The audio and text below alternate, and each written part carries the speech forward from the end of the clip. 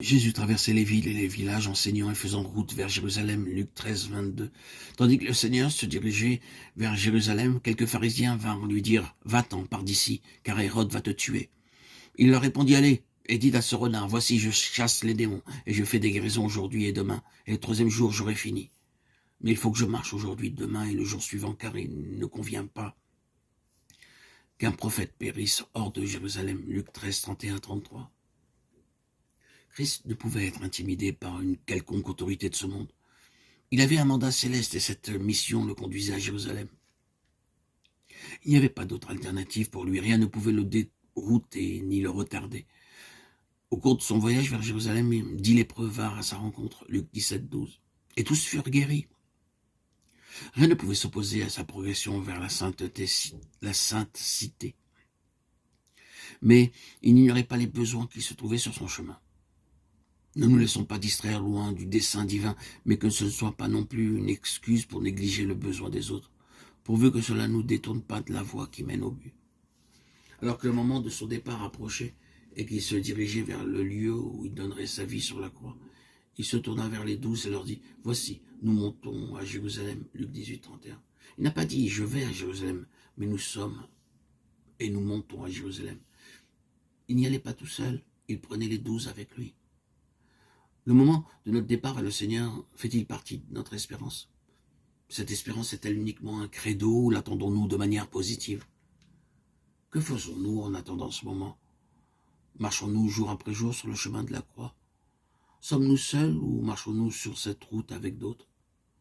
Souvenons-nous que le Seigneur n'a pas voyagé seul vers Jérusalem et qu'il n'accomplissait que ce que Dieu lui avait demandé de faire. Il a dit, voici, nous montons à Jérusalem, mais il a ajouté, tout ce qui a été écrit par les prophètes au sujet du Fils de l'homme s'accomplira.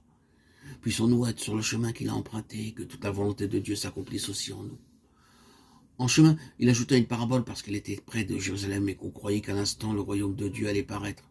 Il dit donc, un homme de haute naissance s'en alla dans un pays lointain pour se faire investir de l'autorité royale et revenir ensuite. Luc 19, 11, 12. Il y avait un malentendu qui prévalait parmi les disciples, c'est que l'arrivée à Jérusalem marquait l'apparition du royaume. Pour eux, l'entrée dans Jérusalem signifiait la réalisation de leur espoir le plus cher, régner avec Christ.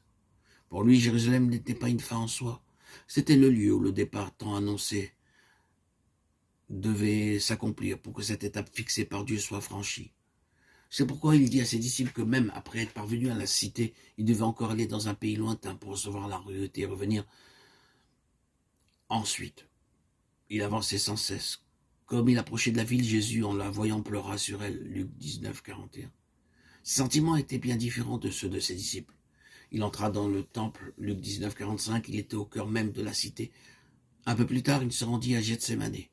Dans ce lieu, il pria aussi. « Père, si tu voulais éloigner de moi cette coupe, toutefois que ma volonté ne se fasse pas, mais la tienne. » Luc 22, 42. Il était pleinement soumis à la seule volonté du Père. Cette coupe représentait bien la seule volonté du Père, et par sa prière, nous voyons qu'il aurait pu encore la refuser. Lorsqu'il en eut fini de prier, il se dirigea résolument vers la croix. Frères et sœurs, bien-aimés, comprenons-nous ce que signifie la montagne de la transfiguration? C'est l'endroit où la gloire s'est manifestée. Mais c'est aussi le poteau indicateur du chemin qui mène à la gloire éternelle qui se trouve au-delà de la résurrection et de l'enlèvement. Le chemin passe par Jérusalem. La montagne de la transfiguration a eu sa place dans l'histoire de Christ, de même que dans l'histoire de ses disciples. Nous avons besoin d'être inspirés par la vision céleste afin de pouvoir avancer sur le chemin parfois rugueux qui conduit à la gloire éternelle. Seront enlevés comme Christ ceux qui auront accepté toutes les exigences de la croix et qui accepteront pleinement toute la volonté de Dieu. Que sa grâce nous soit accordée pour suivre notre Seigneur, nos faces tournées résolument vers Jérusalem. Nous pourrons alors déclarer hardiment avec Paul « Je n'ai pas été désobéissant à la vision céleste » Acte 26, 19.